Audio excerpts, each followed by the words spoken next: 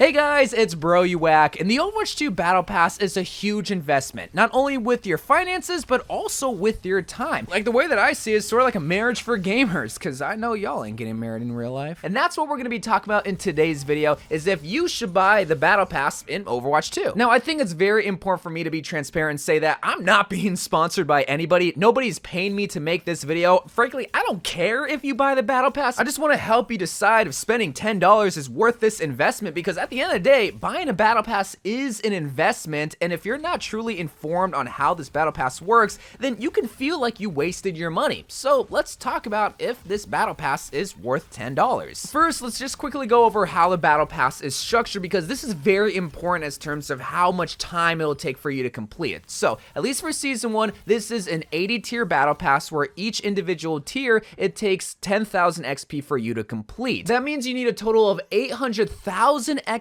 in a 9-week period for you to get every single item, depending on which Battle Pass version you get, because there is a free Battle Pass version and a premium Battle Pass version. Now, when it comes to the free content for the Battle Pass, you only get 2 epic skins. I don't know why the graphic says 2 legendary skins, but you get Army Winston at tier 10 and Forest Ranger Cole Cassidy at tier 70, and it's really spread out, and really this distribution of content isn't all that great, and you're mainly just getting filler content with icons, voice lines, and sprays, and 2 skins that, again, like, they're only epic, they're not legendary. So really, when it comes to the free Battle Pass, I don't think it's worth your time, because that's what you're spending to get this content, is your time, because not only is it a lot slower because you don't have the Battle Pass XP, but you also don't get any of the content that most Overwatch players want, which is legendary skins, because you get no legendary skins. You get all of them, all 5 legendary skins, in the premium Battle Pass, which is the same amount of legendary skins that you get from Overwatch events in Overwatch 1 from loot boxes. So when it comes to like the content comparison, I mean, you get the same amount of content with this Battle Pass to loot boxes, but you only got to pay a one-time fee and with your time. Now, I will be upfront and say I'm not here to discuss if I think the skins are really sick that you need to buy the Battle Pass because they're the coolest skins of all time, because no, that's extremely subjective. But up until this point, we really only been talking about cosmetic items, but some people are thinking about upgrading from the free Battle Pass to the premium Battle Pass for the sake of unlocking Kiriko. So here's what I will say. If you don't have the time, but you have the money, buy the Battle Pass solely just for Kiriko. I want to be very mindful for what I say about Kiriko, because if I say she's the most broken hero of all time, she's super overpowered, and you buy the Battle Pass and the next week she's nerfed and she's the most useless hero of all time, then I feel bad because I influence you to buy the Battle Pass. But in my opinion, if you only play Overwatch a couple times a month, but your favorite part about playing Overwatch is playing the heroes, this is the one thing that I feel like is worth spending money on just one single thing. Plus, on top of that, you also get other cosmetic items unlocked along the way. But if you do have the time, and if you play Overwatch 2 on a consistent basis, like every single day for multiple hours a day, and you don't have the money, you don't need to buy the premium Battle Pass, because you will get Kiriko in relatively quick enough time to the point where she will be made available in competitive, and by that time, you should be close or near tier 55. But that's assuming that you play Overwatch 2 like more than a couple of hours a day. Now, one little small detail that I also forgot to mention is that there will be challenges made available to unlock Kiriko and any other new hero moving forward after the season ends. So for Kiriko in Season 2, you can complete challenges. Now, we don't know what those challenges look like just yet, but if you're still impatient, you want to play Kiriko, but you don't want to pay for the Battle Pass, you can still play her in like the game browser and custom games and some of the arcade game modes. So basically anything that isn't quick play and competitive, she is fair game to play in. But that's answering if the Battle Pass is worth it if you want to get Kiriko. What if you want the actual content in the Battle Pass, which is cosmetic items? Well, you have to ask yourself if the $10 investment is worth it, but more importantly, if the time that you'll sink into it is worth it. So let's make the assumption that you were a good child this week, you did all your chores, and you got a $10 allowance to buy the Season 1 Battle Pass. When you go into Overwatch 2, you're not going to buy 1,000 Overwatch coins, you're going to buy the starter pack that has the Doomfist legendary skin, because not only do you get 500 Overwatch 2 coins, but you also get a free legendary Doomfist skin. After that, you're going to spend the remaining $5 on 500 Overwatch coins, which will net you 1,000 Overwatch coins for you to buy the Battle Pass. So right away, without spending a single second in Overwatch 2, you already get a legendary Doomfist skin and the EDM Diva skin and the brand new hero Kiriko, assuming that you didn't own Overwatch 1. If you did own Overwatch 1, you already get Kiriko unlocked without having to buy the Battle Pass. But the real meat and potatoes of this Battle Pass is the skin. skin. And let's use the example that you really want to get the Mythic Genji skin, which is gonna take you 800,000 XP. That might seem like a lot of XP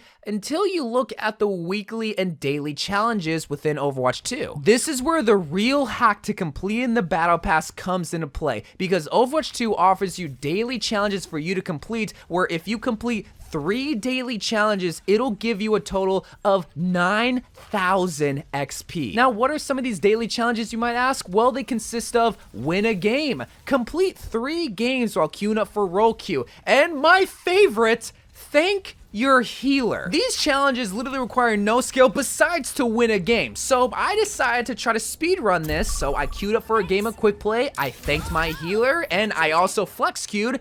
And then I quickly found out that I am not him and I lost all 3 of those games. But even though I suck and I didn't win a game, I did also complete a different daily challenge where all I had to do was get an elimination after I used a healing ability when I played Mei. But after losing all 3 of those games, I not only still got 9,000 XP, but I also got the XP for just participating in the game, which is about a little over 1,000 XP. You wanna know how long it took me to lose 3 of those games? 42 minutes. That also includes the queue times for me getting into those games, and also another game that I also lost where I didn't complete another challenge. So it took me 42 minutes to lose 4 games. So for the sake of simplicity, if I spend an hour of my day completing my daily challenges, I should get 10,000 XP, which means it'll give me 70,000 XP for every single week. And if I do that for all 9 weeks, it'll give me 630,000 XP, just based on daily challenges and completing the game XP. Now, that's obviously not completing the Battle Pass. Of course, if you want the Mythic Genji skin, you gotta get 800,000 XP.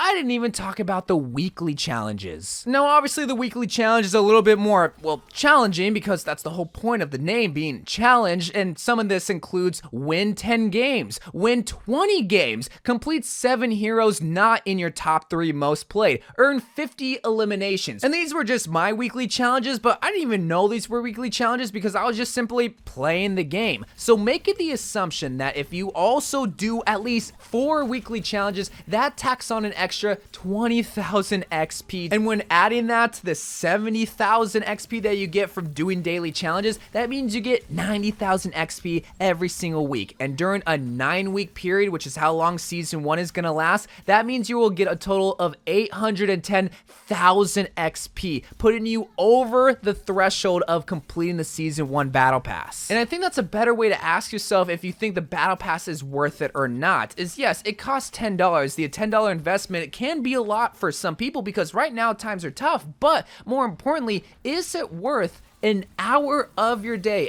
every single day for the next 9 weeks? Now, the reason why I tell you all that is to help you decide if you're willing to make that time investment, because for me to say, yes, it's worth $10, I don't think I'm in a position to tell you that. You can decide if you have $10 or not if you want to buy the Battle Pass. But I do know when you see the title, is the Battle Pass worth it, you're kind of also expecting the speaker to inject their opinions on the actual content. And even though I try to drive home at the beginning that I didn't want to make you decide if the Battle Pass is worth it by talking about the quality, I will also say the fact that this Battle Pass comes with 5 legendary skins, 3 epic skins, and all sorts of other cosmetic items for only $10 compared to other Battle Passes in video games, I think at least validates Overwatch's 2 reason to be free to play and having a Battle Pass. Now, when it comes to having new heroes in the Battle Pass, I will come back and touch on when Season 2 comes around, because there will be a new tank hero released with the Season 2 Battle Pass that you have to buy to get. But in comparison to how loot boxes were when it came to distributing skins, I mean, when it came to loot boxes, you didn't know if you were gonna get the skin that you wanted. You can pour the same amount of hours that you would into this Battle Pass, and you still might not get the skin for your main that you really want, and still have to spend either money for loot boxes or spend Overwatch 1 currency to get the skin that you want. At least with the Battle Pass, you know exactly what it costs and how long it'll take to get to the tier that you want. So when it comes to hardcore Overwatch fans, I think it's worth it because, well, you're gonna be playing Overwatch all day, every day anyway, and even when it comes to casual gamers, even if you just play Overwatch 2 for an hour a day, you can still complete the battle pass. But when it comes to gamers that play maybe Overwatch 2 one day out of the week, you're gonna struggle completing the battle pass because even if you complete just weekly challenges, which is all you're subject to do, you can only maybe get halfway through depending on how many weekly challenges you complete. But one final aspect about the battle pass that I really didn't touch on that I feel like might deter you from getting the battle pass is prestige tiers. Prestige tiers are not worth buying the battle pass for. That being said, I don't think anybody's buying the battle pass hoping that they could get to the final 120 tiers of the battle pass just so that they could have NeoPixel next to the name. These prestige tiers are some of the stupidest things that I've ever seen, and it is not that great of a reward for completing the battle pass or buying the battle pass in my case. But those are my thoughts on the battle pass and if I think it's worth it or not. Let me know what you guys think, and until the next video, I love you guys. Thank you guys for watching. More Overwatch 2 videos to come, and bye.